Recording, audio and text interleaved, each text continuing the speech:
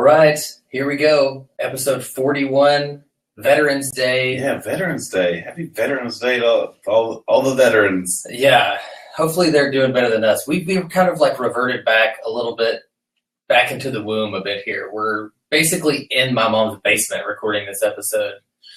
Yeah, not our proudest moment. I just have to look at it like we're going to get discovered in like a Wayne's World situation. Yeah, this is very Wayne's World-esque. There are no basements in Texas, but this is the equivalent of a basement. Yeah, it's definitely. It was kind of sad because my dad was like leaving for work this morning. He was like, "Hey, what are you doing? Like in here? Like why are you got a job or something?" Yeah, I'm going to work because we're 33 and 34. Have fun with your podcast. I'm gonna go make some money. Yeah, well, good for him. Pay for this place, pay for this computer that you're using to like live broadcast this. So yeah, I was thinking about that when I suggested coming over here. I was like, oh yeah, it's the greatest idea. I didn't think about the element of shame I was gonna feel when I came over here. But I mean, what are you gonna do? Yeah, it is what it is. No shame. Yeah. But yeah, Veterans Day. Now, neither of us are veterans. We never came close to serving in the military. I do actually. This just popped into my head. I do have a story of when I went. I was just really at a pathetic point. I was probably like 21. I went into like the Navy recruitment office to see if I could join, and they were just like, "Yeah, you're just like too fat." They're like, "Lose like 30 pounds, come back in like 2 months." They were like, "How much do you weigh?" I was like, "Oh, like 175." He was like, "You sure? 175? Let's get on the scale." Got on. I was like, "Oh shit." Oh man, that's great. I didn't know. I never knew this story. Yeah. I think you might have told me that. I didn't even believe you. Like, at the time. I was like, Chance, God, shut the fuck up. You're not joining the Navy. I never was like solidly like, I'm going to join the Navy, but I was like, I'm working as a telemarketer. Like, anything would be an upgrade at this point. Yeah. We all go through that point in our 20s. So. Yeah. Fuck. Yeah. Maybe there's still like time where I can maybe join the military. Yeah. Now that window, unfortunately, is even closed. I would be considering right now if I was like 25 again. Yeah, we had a friend that was like join the military like the last possible year where you can join the military, join the Navy. They all called him Grandpa. Yeah, shit like that. And he really wasn't that old. No, he's just 33 now, but yeah, going through basic training at like 28 or whatever he was. Everybody else there's fucking 18, Yeah. But that brings up a weird topic that's been going around the old interwebs, and it's odd to me that it's funny. It's a funny hashtag. It's basically hashtag Baby Hitler. Yeah, and it's the question: would you go back? Would you time travel back in time and murder Baby Hitler? Murder a baby? Right. Most people are like, yeah, I would save the 6 million Jews, and I would murder the baby Hitler. Other people like I even take the looper effect to it that you go back in time, and if you just are nice to him more, maybe get him like laid as a teenager. Yeah, like maybe change him. Yeah, he wouldn't have become like monster Hitler.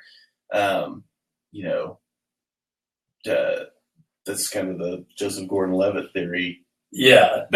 Bruce Willis would be like the guy killing baby Hitler. If you go by looper. But it was odd to me that a presidential candidate was asked this question, and even stranger that he answered. Just that he took it so seriously. He was like, hey, you got to step up, man. You got to, it'd be hard, but you'd have to do it. Yeah, Jeb is like, it's weird.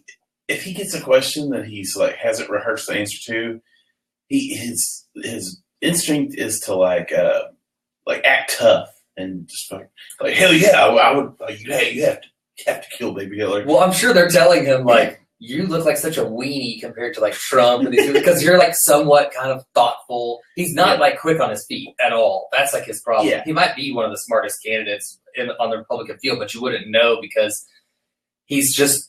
That's kind of like the trademark of him and his bro. Yeah. They're not like, they don't have grace under fire, really. Right. And we're not going to go into it, but the Republican debate was last night. I watched a little bit of it. He made some like pretty decent points, threw some jabs.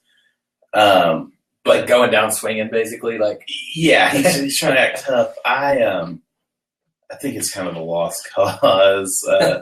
He just still is looking really nervous, and just his answers to anything are just so pathetic and odd. Yeah. But you brought up the point.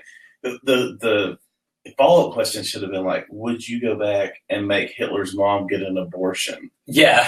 And I bet he would have shit himself right there. Like, literally just shit all over himself. No, you got to let that baby be born, and you got to hack it up. That's the only way you can do it. You have to you have to strangle him with the umbilical cord as he comes out, but he must be completely out of the vaginal area. Yeah. There's so many different ways you could like think about it. Like, well, would you kill the mother? What if when the mother was born, you just kill the mother as a baby? Like that would prevent Hitler. There's so many different ways to like think about. Or just castrate Hitler's father. Yeah, there's one. Or just like make Hitler be raised like in a Jewish family. Then it just like wouldn't have happened. He would just make him a Jew. Yeah, he'd be like spinning his dreidel. He's like with a little mustache. Just like disfigure him, like chop off an arm, and then just let him live, and then he wouldn't have been able to like have the confidence to become the dictator. Yeah, he couldn't just just chop off that arm. There's many things. He'll kill the baby. Jeb was gonna kill baby Hitler. I'm sure all the Republican candidates would take that even further. Like, I would chop off that baby Hitler's head and send it to Mexico. Yeah. Since it's Veterans Day, it kind of brought up what would be your top 3 movie veterans or like war hero movies. I don't know really how to word that. Yeah, not necessarily be veterans, but right. My number 1 is Lieutenant Dan. God damn it! Because you get Lieutenant Forrest Gump was mine because he's like the war hero.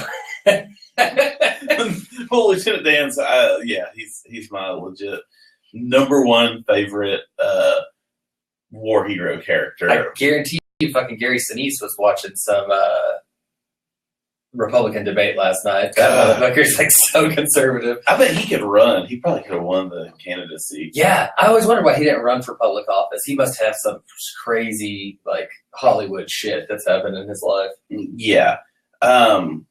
Number 2 for me is Eric Stoltz and Memphis Belle. God damn it. I had to get Eric Stoltz on a list somewhere. I randomly saw Eric Stoltz on a show last night. He's on this show called Madam Secretary. I don't fucking watch that show, but I know what you're talking about. Not that the show that I do watch is any better. I record The Good Wife every week. That show is like really good. And it's like records the last 5 minutes of Madam Secretary every week, and then Eric Stoltz like popped up. I was like, "What the fuck? This guy's like still acting." I just watched the documentary on about how he was originally cast in Back to the Future. Yeah. It was like they filmed like half the fucking movie and then like refilmed it. What was the reasoning of taking him out? He wasn't funny enough. They said like he didn't have like the kind of slapstick style comedy that Michael J. Fox was capable of. Yeah, they originally wanted Michael J. Fox, but he couldn't like work out the scheduling with family ties. And then they ended up just being like, okay, you can do Family Ties during the day and Back to the Future at night. Yeah. Like really like fucked up for a kid's work schedule. Yeah, definitely. What's funny about that is just like he actually filmed so much of the movie with Eric Stoltz there. All right, cut that. We're going back to we're going to redo everything. Yeah. They did it. Like most of the scenes in the first one are done like on green screen, basically. Mm-hmm. Like Michael J. Fox when he's running through the town square, that's actually just the town square that Eric Stoltz was running through, and they just like fucking CGI'd Michael J. Fox in there. Okay, so my number 2 was Tom Hanks again, Saving Private Ryan. He's horrible in that. What the fuck are you talking about? He's like leading the ragtag group of fucking soldiers to go get Matt Damon. Yeah. Not crying in front of the soldiers, like keeping his head high. Turns out he's just like a fucking English teacher. Yeah. You know, yeah. and they're just like, oh my God, we figured you were like, you know, a backhoe driver. I don't know what the fuck they thought he was, but you wouldn't think like he's like teaching Shakespeare to like 12-year-olds. Yeah. So you hit double Tom Hanks there. Yeah, I tried to think of a third Tom Hanks, but I couldn't figure out a third one. Third war movie with Tom Hanks. I mean, I know he's in that spy movie that just came out like last week or is about to come out. That Steven Spielberg movie. Right. Yeah.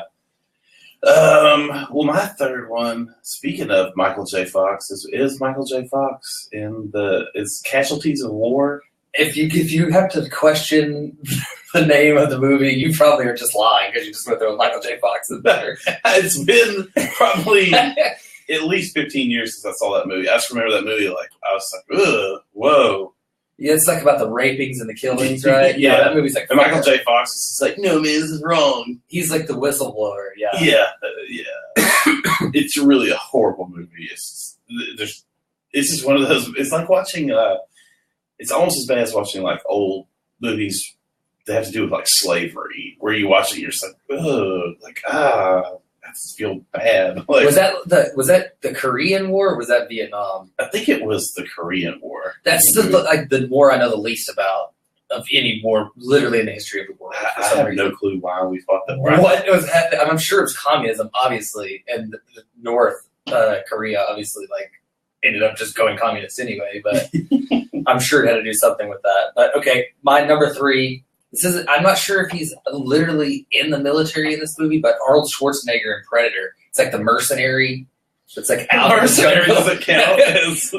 But if he's a mercenary, I believe that probably he was in the actual military before that's where he received his training. Or maybe he's. Yeah, I guess so. Yeah, that's a good list. 2 Tom Hanks, no Schwarzenegger. I got some Gary Sinise, Eric Stoltz, and Michael J. Fox. We kind of dropped an all-star cast there on our list. Kind of change the subject, but kind of staying on. You got any thoughts on this Michael Moore war documentary coming out? I haven't seen the trailer. Have they released a trailer for it yet? No. I've read only stuff that's like really glowing, like from the left about it. So I've read, I think, what Bill Maher talking about it, and you know Bill Maher and Michael Moore, like best buds, and they probably share the same view on everything. Right. I mean, it's going to be like every fucking Michael Moore movie where one side just hates it. It's like everything in there is false. I'm gonna write a movie about how this all lies. Probably Gary Sinise will John Boyd do the voiceover for some crappy like documentary about how Michael Moore is just like real fat. Yeah, and then people in less, but I mean, it's a documentary. He has a message he wants to get across. It'll probably be done really well. I'll see it. I'm not going to see it in the theater. I did see one of his documentaries in the theater. Probably the only documentary I've ever seen in the theater. It was Fahrenheit 9/11. Oh, really? I saw Bowling for Columbine, Fahrenheit 9/11, and I think I saw Sicko in the theater. Yeah. Maybe I saw Sicko too. Okay, when I saw was it Fahrenheit 9/11? When I saw Fahrenheit 9/11, I came out and there was like this lady just like bawling, crying. It's just like, I didn't know. What did it? And I was like, I guess she has just like never really been into politics anyway. And didn't believe everything in the movie. She like 100% backed and was like really upset. There were people like hugging her outside. It's okay. Like, it's okay. Here's the voter registration card. I think she's actually like, I voted for Bush. I'm like, I don't know. And I was like, Jesus Christ. This is political propaganda, lady. Yeah, it's like, I mean, I agree. Like, probably a lot of stuff he says in here is accurate. But again, a lot of the stuff you're like on documentaries like that where you're just like, oh, he's connected to the Saudis. You're making your audience think like he's somehow connected to Bin Laden in a way. Well, like there's like a secret, like fucking alliance that's like Illuminati bullshit. Yeah, and it's like, you know, whether that's true or not, who knows? But clearly not true. What do you mean? It's not true. Well, I mean, no, what I'm saying, I mean, Bush. There was like connections to like the royal family, you know, the Saudis, which they're all fucking married. They have like 17 wives, so I guess. Like Bush really was like somewhere along the line. There was somebody like one of Bin Laden's wives was like, you know, this. Yeah. I mean, it's easy that you don't like you like, oh, this guy was like brother-in-law to Bin Laden. It's like 6 degrees of Kevin Bacon. Yeah. It's you not can connect to like those super rich families everywhere in the country in 6 moves, probably.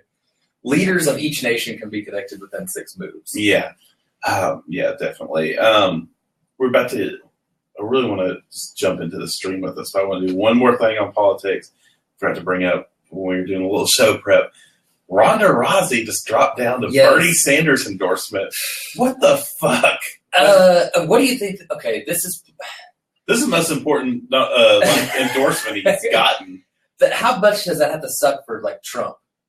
When it's like, oh my God, like I'm a celebrity. I thought I was going to have the UFC vote. At least the UFC people. I got Tom Brady. I figured I could get Ronda Rousey. Like another thing came out about Ronda Rousey, and we'll just kind of wrap this all into one conversation. That there's like a big uproar because she came out and admitted that she beat up one of her ex-boyfriends, and they're like, "There's a double standard to like the abuse in the relationship." What do you think about that? Was it? I saw the headline, didn't even read it. I didn't read the story. Okay, yeah, I saw that, and I was just like, anything. Like, I don't care. It's 90% of the articles. It's like, what did Ronda Rousey say? Like, irritates her in the bedroom, and I never click on that shit because I'm like, I don't give a fuck for one thing, right? And you know, I figure there's probably like some chokeholds and stuff being thrown down in the bedroom. But if she beat up her boyfriend, yeah, that's a problem because she could potentially kill them. Yeah, but also, I don't know. I wish I would have read the article, or one of us would have before I brought it up, because it could have been like she was 16.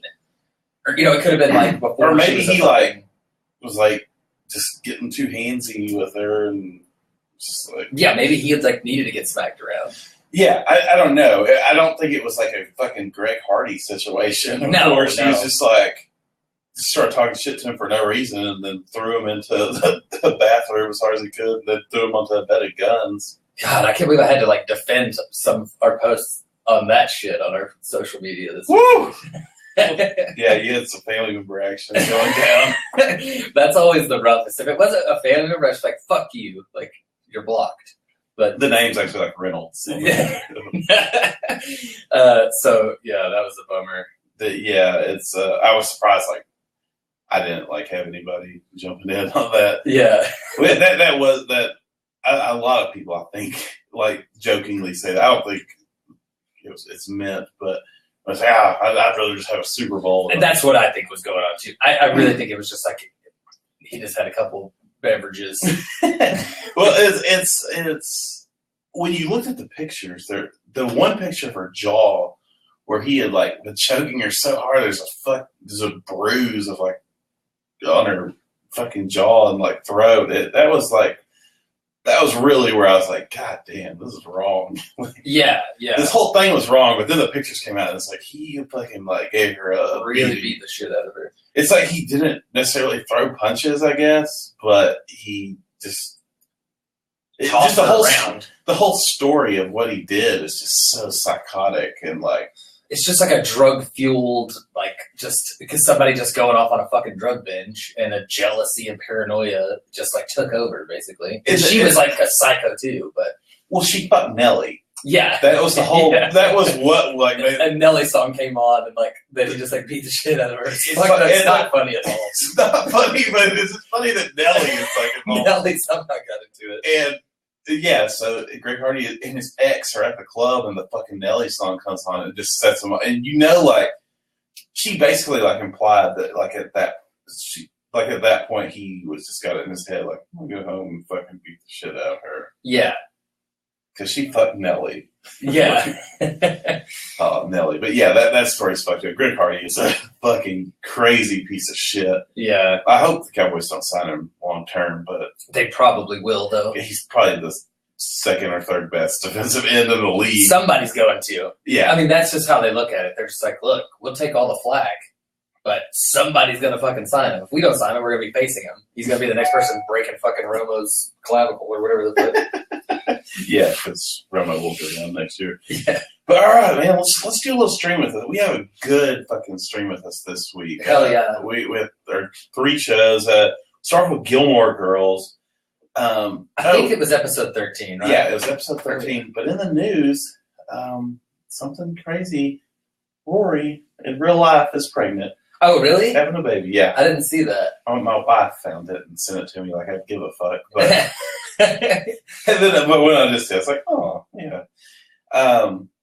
So, yeah, real life Rory is having a baby. Gilmore Girls Rory is, this week, she was going to a Bangles concert. The fucking Bangles, like 15 years too late. Yeah. It confused me. Like, I was like, hold on, when did this fucking show come out? And then Lorelai was like, yeah, this was my favorite band when I was in high school. And I was wondering, what songs do the Bangles have? Is the Walk Like an Egyptian song, is that actually a Bangles song? Or were they just happen to be playing that song on the episode? No, I think it's an actual Bangles song. And then there's another song they were playing on the episode that's like a hit. I can't remember what it was, but I actually had heard it before. Yeah. So they go, basically, goddamn Sookie scores like 4 tickets, like 8th row. So Rory, in an attempt to gain Rory some popularity, Lorelai's like, hey, why don't you take your Chilton friends? Yeah. It's Paris and then the 2 sluts. And so she ends up, one of whom has to be like a producer or a director's daughter or something, the one with the dark hair, because she's fucking has an actual butt for a face. Yeah. Her face is so weird looking. Yeah, she is not attractive. The blonde one's pretty attractive. The other one is not. Anyways, they go to the fucking concert, and Paris and Rory are kind of hitting it off. Paris is kind of digging the show. She's probably gonna get on like iTunes later, download some Bangles if there was iTunes back then. No, she's gonna have to go to like CDs for less or whatever. Yeah, she's gonna go buy the CD or the cassette even. The other 2 girls, they like hook up with some dudes and like cut out of there. And they like go to like a college party, basically. Yeah, they go to an apartment. Lorelai has to bust in there and get them. It's embarrassing. Has that ever happened to you or anyone that you're with? Like a mom's like busted in and been like, get the fuck out of here. Probably. I'm trying to think of a time. I think it's mainly just from the cops. Why are you with a 16-year-old? You're 30. No. No, it's just been the cop. When we were like 16, I can think of the cops coming and like having to call like a mom. I remember somebody's mom, a Hispanic girl that we went to middle school with. We were just telling a part of a story from this same party the other day. Our friend Tyler Burton was having a party at her house. We were in early high school or late middle school, I can't remember. And at this party, we ran down and like knocked and ran on the crazy guy's door that lived down the street. Yeah, the town crazy guy, Corky. So horrible, but we all kids tortured. So like 30 kids went down there and like knocked on his door and ran away. He came back with a fucking axe handle, smashed out like the porch light. It was the craziest scene. But at that same party, there was a Hispanic girl there that was like making out with a black guy, and her mom like had been fucking peeping from down the street, busted into the party, like talked shit to Tyler's mom, and then like forced the girl to leave. Because it was a black guy? Because it was a black guy, yeah. That is crazy. Yeah. Man, I didn't know about that. Yeah. I can't remember any time I did have to like, one time I went over randomly to this girl's house. She was like, yeah, come on over, we'll just hang out. I wasn't dating her, I didn't even really know her. Went over there, it was before I had a driver's license. This is how young we were. And I was there for like 5 minutes, and somebody comes in the front door. She's like, oh, it's my mom. Like, you're going to like have to hide in the closet. I was like, yeah. She was like, no, seriously, get in the fucking closet, like right now. So I had to get in the closet. She kept coming back like every 5 minutes, checking on me. She was like, we're about to like leave and go to like cheerleading practice or some shit. Come back, and whenever you hear us leave, just like come out and just like leave the house. Just like lock it up behind you. It was fucking terrifying. I was like, your dad's gonna come home and like murder me. You think I'm like breaking into the fucking house or something? I remember her talking about that. Yeah.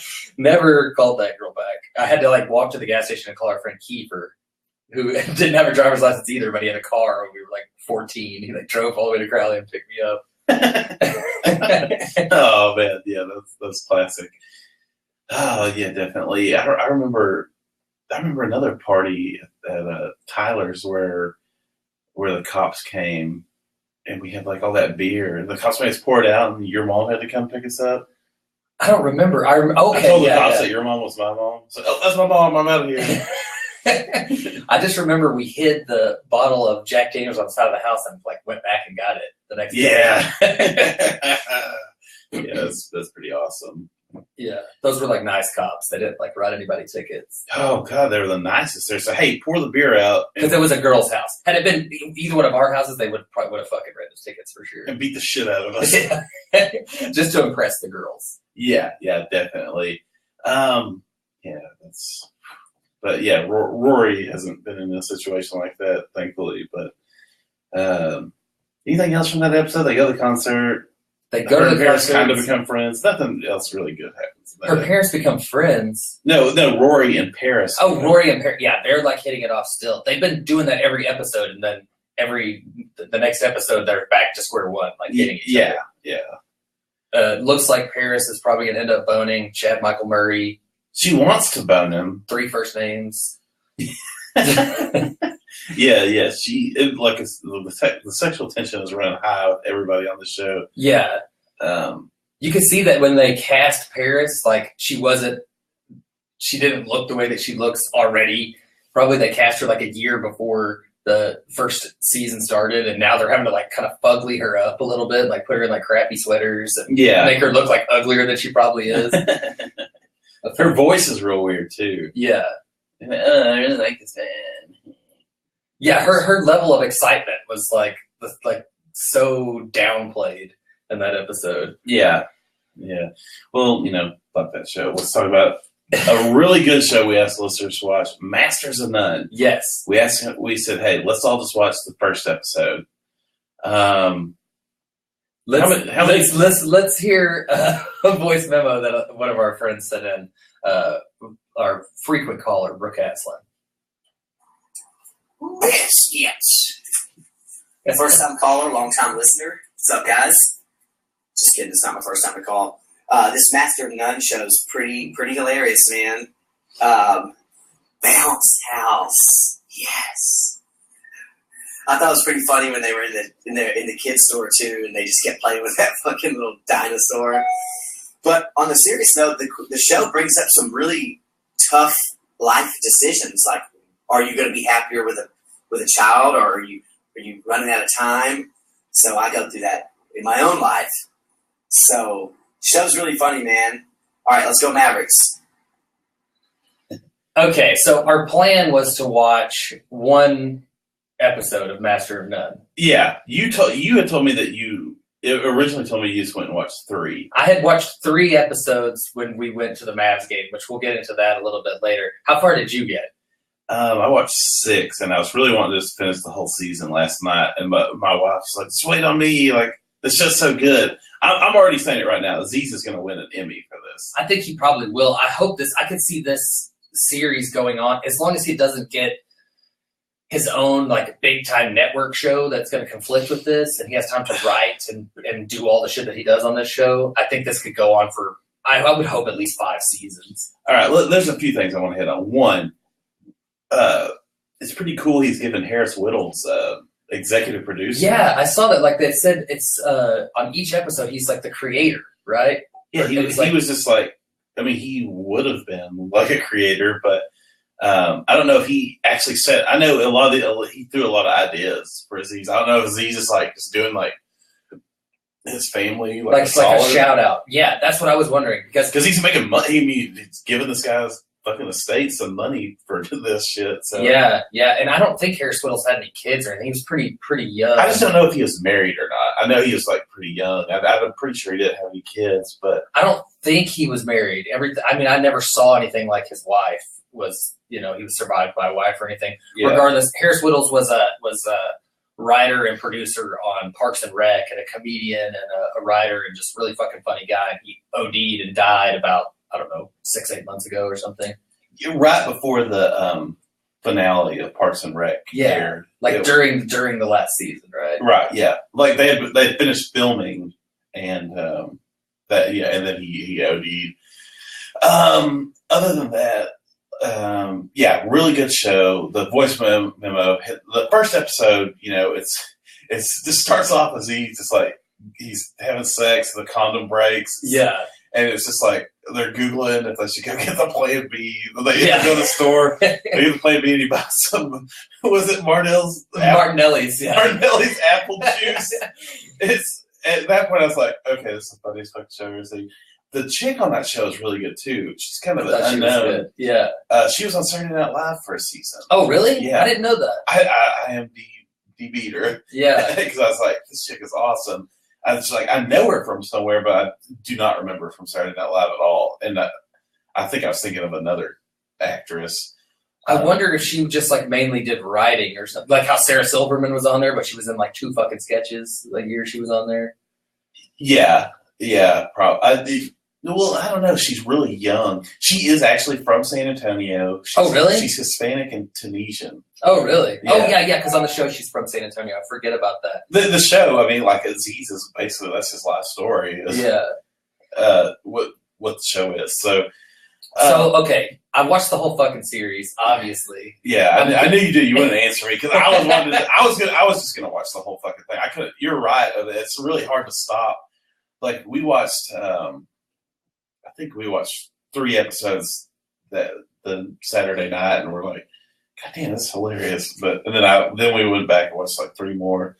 I went back, and this is what I'm going to do each week, though. So I watched the whole series, and then last night I went back and watched episode 1 again. Oh, I'm going back and watching. I would be like fresh to talk about it. Yeah. And there's so much like little hidden shit in the first episode that I didn't get after watching the whole thing.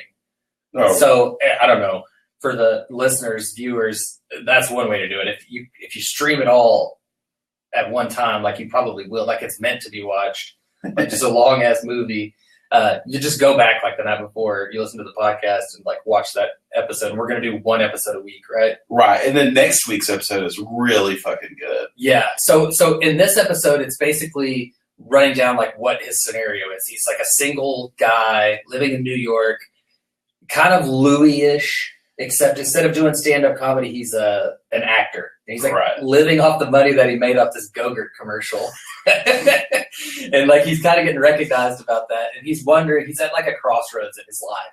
He's wondering, some of his friends are like getting married and having kids. And is he ready to settle down? Or does he just like the nightlife like too much to ever do that? Right. And so he's exploring both sides of that and kind of envisioning his future and looking at people's lives that are single. And his friend is Eric, what's that guy's last name? Warmheimer, or whatever the fuck his name is, from the Tim and Eric show. Right. And he's fucking really funny. All the secondary cast members are really funny. I'd never seen his friend that plays Is that Alan Yang? Is that the co-creator? Yeah, that Asian guy. Yeah, never heard of him. Because he's Aziz's best buddy, though. He's really good in it. They wrote the fucking show. Yeah, the black chick is really fucking good too. Oh gosh, she's great. It's Aziz just works good with like black women. She's a lesbian black chick. Her character, I don't know, it just works perfect. Yeah, yeah. And it's like a sounding board for all of his like kind of like dumb, naive questions about lesbianism and sex and just like what's the experience of the black lesbian in New York right now. And it's just, I don't know, it's really fucking smart and really funny. And Aziz fucking, the first show, he like babysits these kids and it was like hits so close to home for me because with my kid is like so shitty to me right now because he's 2 years old. And every time anyone else is around, they're just like, oh my God, it's the best fucking kid ever. Well, it starts off like he watches this chick's kid and he's like, oh, he's the best kid there. So it's like, there's like, Uncle Aziz. It's all fun and games. And he's like, she has to go to a meeting or something. He's like, I'll watch it for a couple of hours. Just doing the Aziz, like, oh my God, I'm Aziz. Yeah.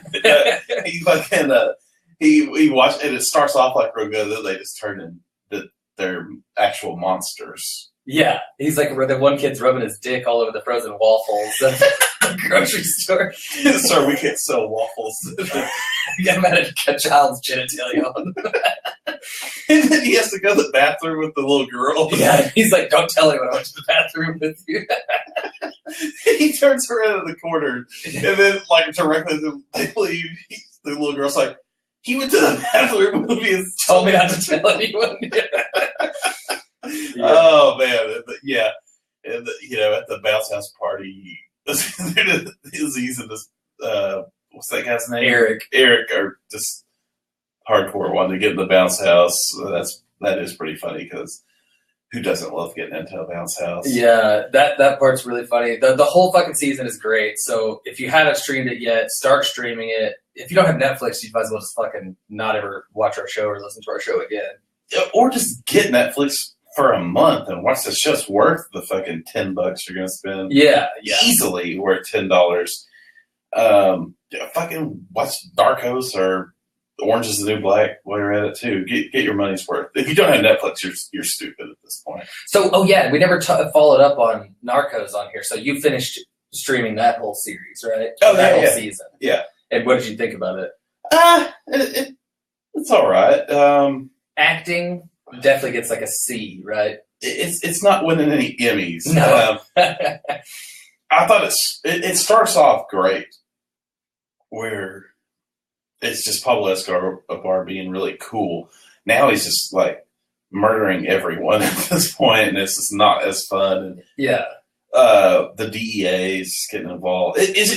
There's a couple of historical aspects that are interesting on like how the DEA like has to tie him to like communists to get Reagan to like give a fuck. They're like, we have to like make him a communist basically. When it turns out that who is it? The Noriega? God, I'm about to sound like an idiot. The guy, I guess it's the Peruvian dictator, right? That's like helping him. Pinochet, who's like helping him bring the fucking drugs in, and that's like how the DEA gets the green light, wasn't it? Oh, God, there was another one. Noriega that's the end.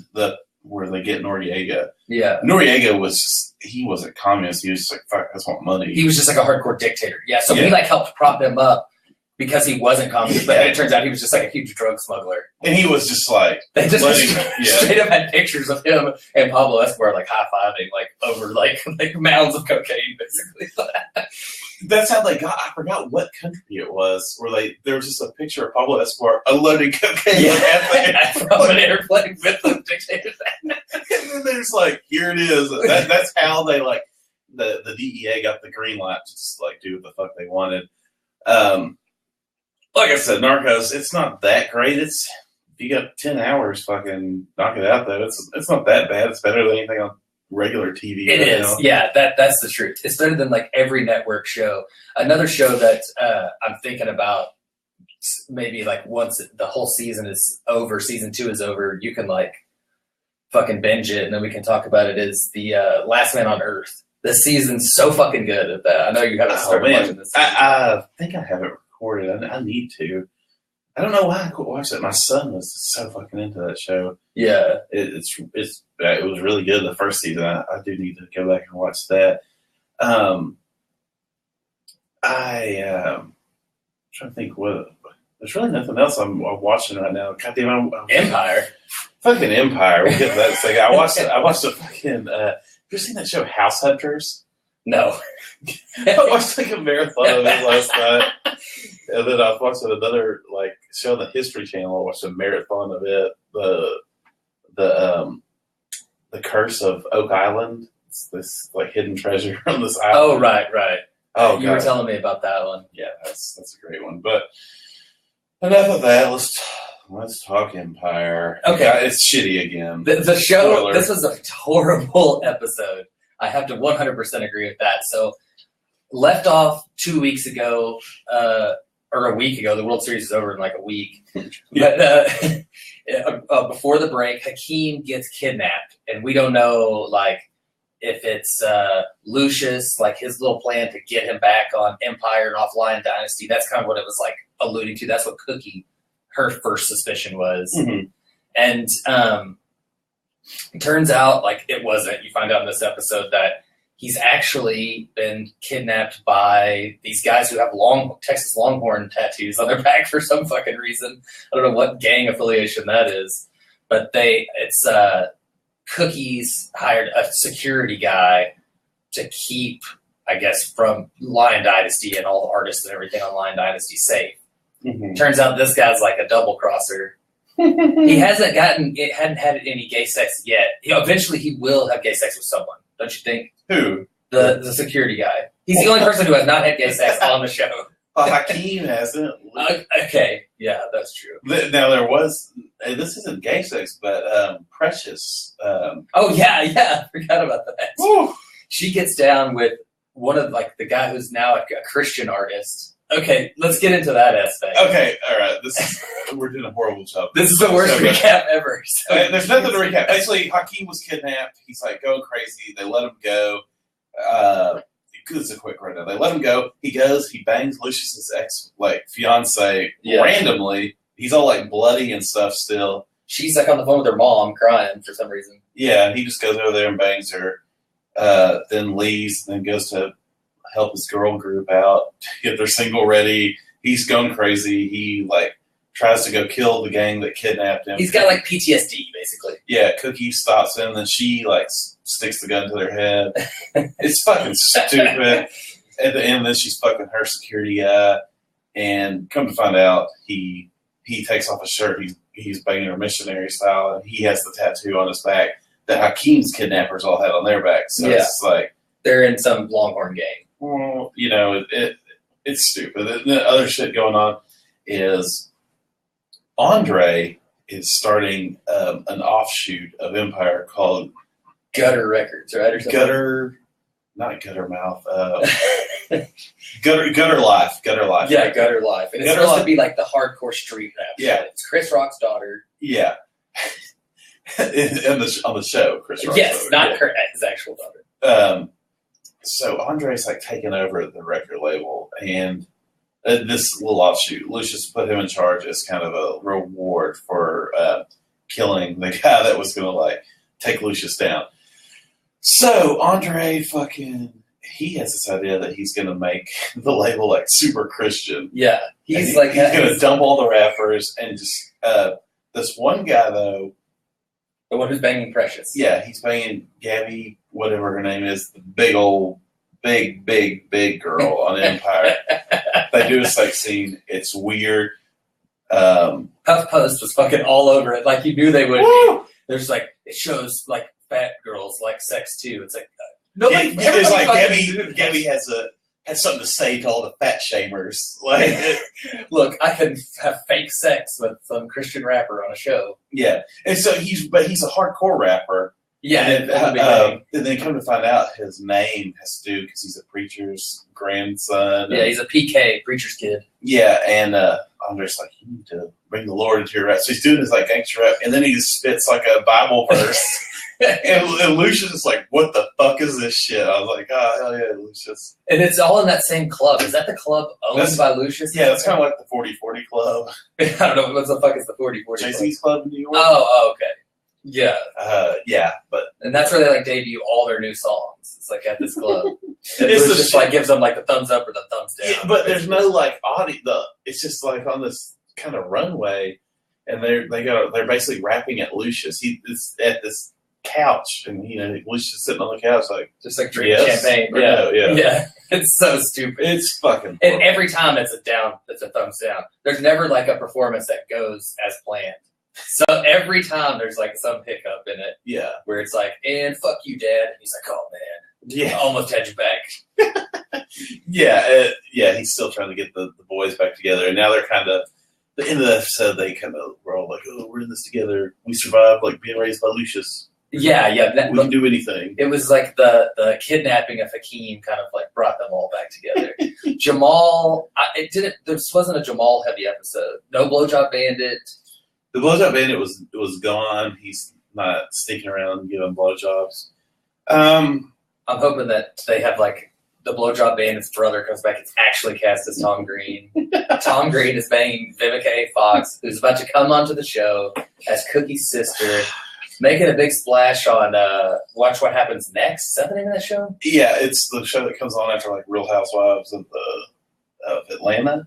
I've never seen it. I know it's Andy Cohen is the host, right? Yeah, I'm pretty sure it's the show that comes on after the Real Housewives. So I've caught my wife watching the show before. I hate Andy Cohen so much. I don't really know. All I know is that like he's a huge marijuana advocate, and I'm pretty sure he's gay, right? He's pretty lesbian sure if he's straight. But yeah. anyway, so Vivica A. Fox goes on. Oh, this show's kind of known for having like big bombshell, I guess, revelations on it about marijuana and like drug use. People, actors, like B-list actors, like previous drug use and shit. Anyway, so Vivica A. Fox comes out. She's talking about 50 Cent, who we've talked about here multiple times, said the reason that Empire's ratings have dropped this season is because of all the, quote, gay stuff. Yeah. Did he say that? I don't think it was, I mean, okay, 50 Cent is clearly like a homophobe.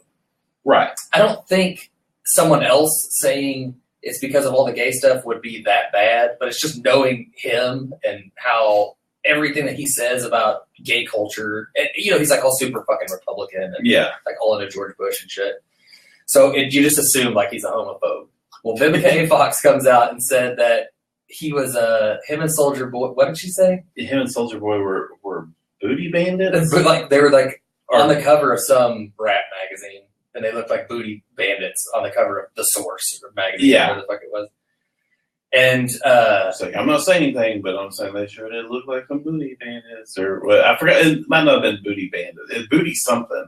It was like booty pirates or something. Something like real like derogatory. Like you're putting down the fact that he's gay bashing by like using derogatory terms about like homosexual men. Yeah, which is fine. It's funny, but then he fired back on Twitter that she was trying to claim that he was gay because he let her lick his asshole.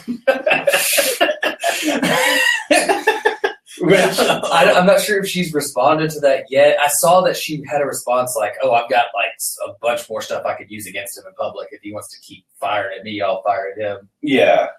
And I'm hoping like it really goes like to the next level.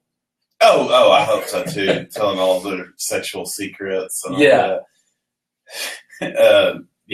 Accusing someone of licking your butthole though, that's like using your big guns first. I would have saved that one for like a last insult. Well, it's probably like he talks about Vivica A. Fox so much with his friends. If Vivica A. Fox licked your butthole, probably you've told that story a lot of times.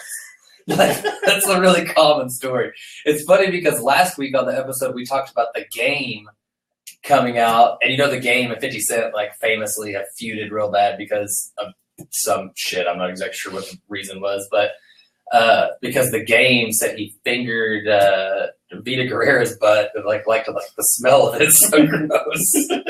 And then it comes out and Vivica A. Fox is like potentially licking 50's butthole 2 weeks in a row. Yeah, a lot of hip hop butthole talk going on in the news. Yeah. It's odd, but you know, whatever. But I don't know. Vivica A. Fox in her prime, though, one of the most attractive women in Hollywood. Yeah. The problem was she got famous too late in life. Yeah, she was like she's probably like 32 when she did. What was her first one? Well, Kill Bill was like right in her prime. Like that was probably the biggest movie role she ever had in a mainstream movie that wasn't just geared towards black audience. Okay. Was she in Waiting to Exhale though? I fucking don't know. She's not the star of that. That's Angela Bassett. Yeah. I think that might have been like her breakthrough role. But she's just like really sexy. That was so long ago. I think she's still sexy even. Oh yeah, she's had too much plastic surgery. Getting too much work. Yeah. In like it's hard. Like those. She basically is at the point where if she eats anything, she's gonna gain a little weight. So the weight and then the plastic surgery. It's not looking good for her in her mid-40s. Had you ever seen the interviews or read any of the interviews with her where she talked about how 50 Cent was like the love of her life and stuff? Yeah. I see. That's what this came out of, like completely out of left field to me, because I've never seen them go at each other in any way that besides just being loving. But it could be like a coordinated. This is a fucking thing I think about 50 Cent, and I think about a lot of rappers. I really do believe that they coordinate these feuds publicly. Yeah, stay relevant. Yeah, and so I'm not so sure that this isn't one of those type of situations. That could be. I mean, it's really not that interesting, but I don't know. It could get interesting though. If they keep the butthole talk up, I'm in. But other than that, no, not really. Yeah. Okay. Well, while we're on butthole talk, let's go right into a voice memo that you sent in this weekend. Oh yeah. All right, this is Nabe, live at the AAC. And I'm just wondering, what is your sports arena court protocol? You hold it, let it go, leave it on somebody's aisle next to you. What's the deal? Discuss. Okay, so we went to the Mavs Pelicans game this weekend. Yeah, went to the Mavs game. Pretty good game.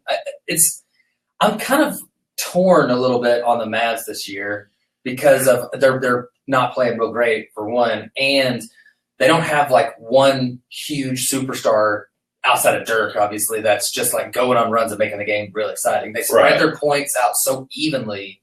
It's like a really good sign for the season. Well, Darren Williams had a really good game. And Dirk had a really good second half.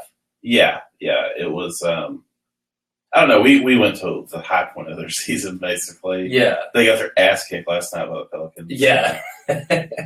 Well, the Pelicans had to win at some point. That's why I was kind of like bummed that we were going to that Pelicans game because I was like, oh shit! Like the Pelicans aren't just going to keep losing forever. Like this is going to be their first win probably, but. Right. But yeah, pretty good game. The AC, always fun, great arena. Yeah. But yeah, I sent in that voice memo. I was sitting there. It was right before we left, and I was thinking, man, I really got to fart. And it said you're in an arena like that. If you fart, no one's going to know who it was. No. But my wife would have got pretty mad. So I just did the old, I crop dusted the whole way to the tunnel. Yeah, it was rough. That's basically I think everybody's done the old crop dust at a sports game fart. I would just fart right there in the seat. That's my answer to that question. I wouldn't care. Why? I mean, well, I just drank a really big coffee, and yeah, and usually it lets the old toots out pretty quickly. So yeah, I just settled on the crop dust move. Crop dust. I would have just straight lifted, released. That's my move. I don't care where it is. Yeah, it was a fun game. The only negative part was we hit like a fucking field trip behind us. Fuck, that sucked. That like almost ruined the game. It was rough. I definitely don't like kids. Yeah, not that age, especially when their parents aren't with them. It's like two teachers that.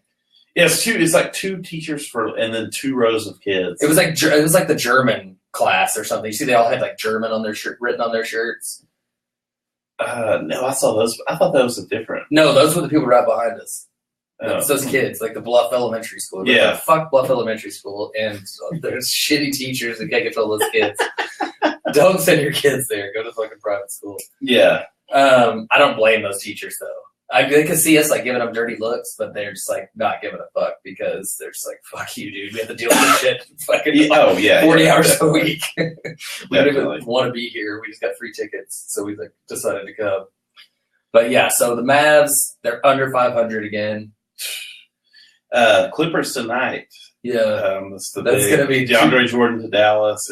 It's gonna 2 games under 500. It's my prediction. It's gonna get real tonight. I went to the Cowboys game the next night. Yeah. After that, and how did that go? Man, I don't really like going to football games like that. Honestly, really, it's too many fucking people. I would rather just watch it on TV. I mean, I know that's kind of shitty because it was like a fucking really good game, went to overtime. Like 100,000 people there. Yeah. And it's just like so much walking, and it's all fucking late at night. Gotta get an overnight babysitter. It's a fucking huge pain in the balls to do those two games back to back nights. But I don't know. What are your thoughts on the NFL this week? A lot of injuries still. Andrew Luck is like a lacerated fucking spleen or kidney or something. I like they're like he might be out 2 games. He might be out the rest of the season. They said 2 to 6 games. It's like that's a big fucking. They want to put him out for the season, but he fucking the division is so shitty they can just still make the playoffs. I think they're better off with Matt Hasselbeck as their computer. I mean, as their quarterback. Looking at two computers here. Rather than him being injured. Yeah. I mean, they just sucked so bad until this week. I don't fucking know. I know New England's still really good. Cincinnati's still undefeated. Carolina still surprisingly is like doing real good. I mean, Carolina's not going to win the fucking NFC, though. I just don't think they can. Yeah, I still think Green Bay's better than them. Yeah, I don't know. In the playoffs, anything can happen. I really don't think.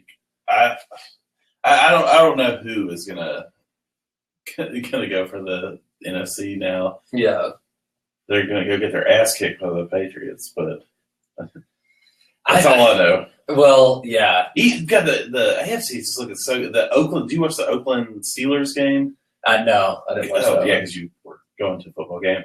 That was a fucking one. That's like game of the year. It's really good. Oakland is like really good now. Derek Carr is like legit QB. Yeah. Crabtree and Cooper are like really good receivers. Well, Latavius Murray went out this week though. Yeah, just a concussion though. So I think he's going to be out one game. Oakland needs to like sign like a free agent and then have a good draft on the defensive side, and they'll be fucking contenders. Who's coaching them right now? It's Jack Del Rio. Yeah. Okay. Is he dyed his hair blonde, so you probably don't recognize him. He has like blonde hair. I knew he was coaching. I forgot that's where he was coaching. Yeah, it's pretty. And ridiculous. He's like a probably the best coach that they've had in a while. I mean, he kind of sucks, but he's horrible. But he is the best coach they've had in a while. Yeah, yeah. So, what about fantasy? I know you're like winning the fucking fantasy league right now. I just realized this about our fantasy league. I've been thinking that it was the top two teams from each division that went to the playoffs. Turns out it's division winner, then the next two best teams. Right. So fucking no way I'm making the playoffs. Official. That's why am I even like working the waiver wire? Yeah. Well, apparently nobody's working the waiver wire. I lost all my waivers moves to like just the two other people. I think you and then that George, who's like one of the top. None of the bottom teams are like using the waiver wire anymore in our league, so it kind of sucks because like I miss out on like all waiver moves every week. So my team is so thin right now. Yeah. Like it's all like kind of falling apart for me. Well, you're fucking only lost like 2 games the whole season. I don't know what the fuck you're talking about. I'm going to continue to lose games if I don't I don't have any running back. I have one running back. Nobody has running backs though in any fantasy football. I just need somebody to put up something for me. Yeah, like where it's like they're at least going to get 10 carries. Yeah, that's hard to find on the waiver wire right now. A running back who's guaranteed to at least touch the ball a couple times. Yeah, it's ridiculous. My receiver situation is good. My quarterback situation, which I hated when I did the draft, I got Carson Palmer and Cam Newton, and it's actually working out like really good for me. Yeah, I've just played them right every time, so I'm just like constantly getting a shitload of points out of them. And then I have St. Louis defense, which has been carrying me all year, and then I have the kicker from Denver, who is just like fucking perfect this year. Yeah. And it's like my kicker and defense have just got me this far. Yeah. It's crazy, but I just like outscore everybody like by 20 points with my kicker and defense. Yeah. But fantasy, I don't know, it's a weird year in fantasy. A weird year in the NFL, it's just not as interesting to me. Or maybe I'm just really into the NBA. It's because the Cowboys are just like, they don't even have like a reasonable quarterback playing right now. Yeah, Matt Castle. I was looking at a list of the was it the 2012 not 2012 the 2010 draft is like Brandon Weeden, Ryan Tannehill, Andrew Luck, RG3, just like telling like where all of them are right now. Yeah. Tannehill has the worst like quarterback rating of any quarterback in the NFL right now. And every year there's like Tannehill this year. This is his year. He's about to be like a career backup. He'll have like one like 400-yard game, and then he sucks after that. Yeah. Fuck Ryan Tannehill. Yeah. Well, anything else on sports this week? No, that's got to be it.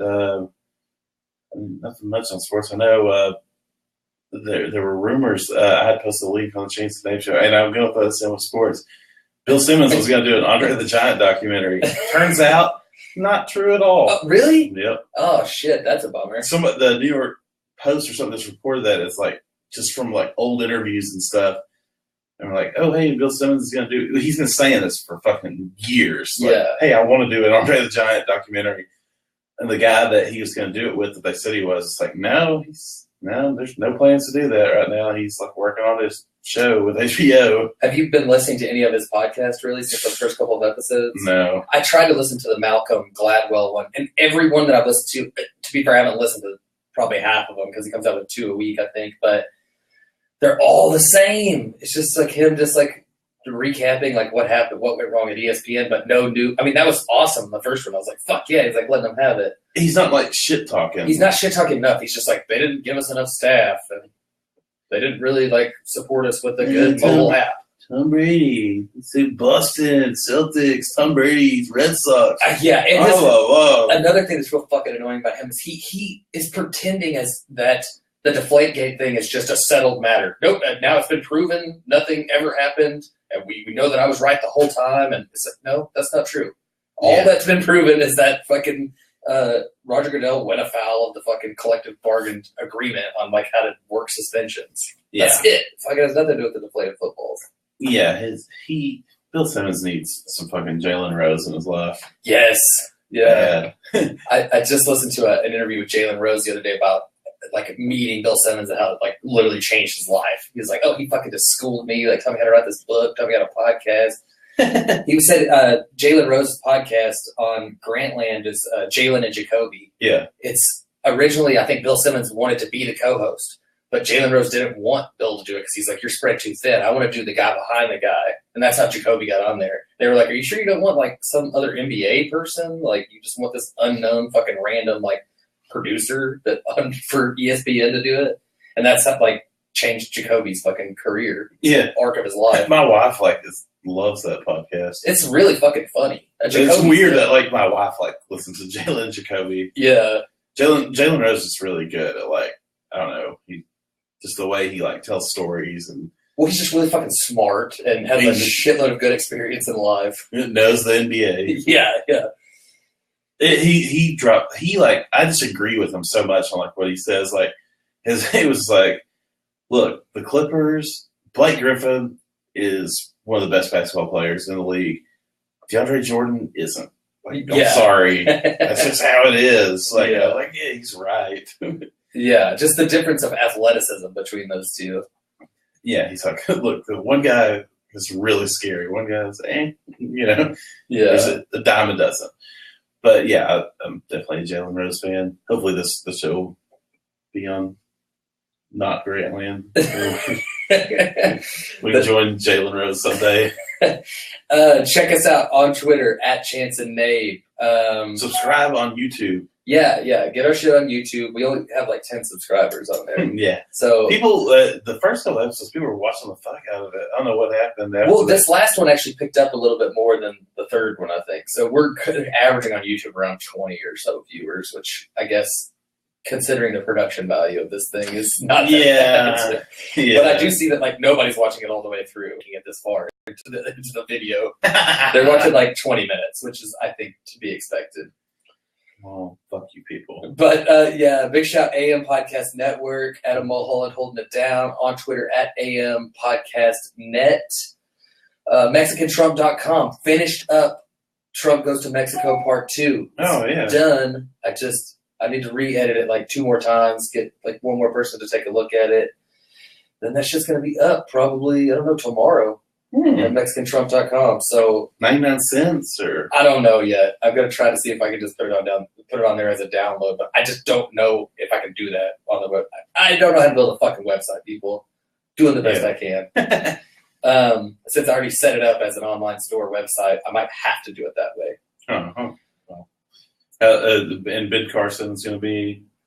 Ben Carson makes a few appearances here. Yeah. Wait, Rosie O'Donnell comes in on this one. Oh, sweet. I don't want to go into this. Maybe say this for another episode. I just want to ask. Did you see the painting that Ben Carson has Yeah. in his house of him and Jesus? I'm telling any listener right now that's still listening to the show or still making it through the YouTube video, if you can find a print of that, I will pay any amount, and I want to put that in my house. If you could put our faces like that, Or then put it with in us with Ben Carson as Jesus, we will like hang it up in the foreground here. Oh man, if we could get us like just in that picture with Ben Carson and Jesus. Yeah. Somebody now there's debate like people are like, ooh, what's it? This is a black. Did you think that's a black Jesus? I was trying to determine. It was definitely dark skinned Jesus, but I don't know if it was all the way black. If it was like I thought it was shadow. white Jesus with a little bit of like maybe like a quarter like Arab, Middle Eastern, yeah. in it. Could Yeah. be Hispanic. Who knows? Ben Carson, who fucking knows what he thinks about the origins of Jesus? Probably he has some weird ass fucking like ideas about that too. Send us voice memos to thechanceandnabeshow@gmail.com. Check out BBQ motherfucking Thug over here at BBQ Thug on Twitter. Check out my other podcast, State of the Marriage, on Twitter at Podcast Marriage. What the fuck else, man? That's gotta do it. Party on.